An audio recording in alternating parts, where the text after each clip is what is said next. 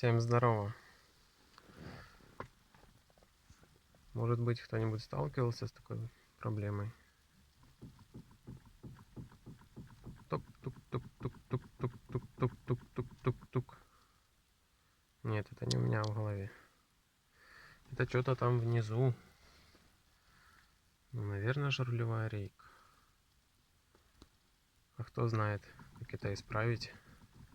Поджать? Но стук такой знатный. В общем, кто знает, подскажите, пожалуйста.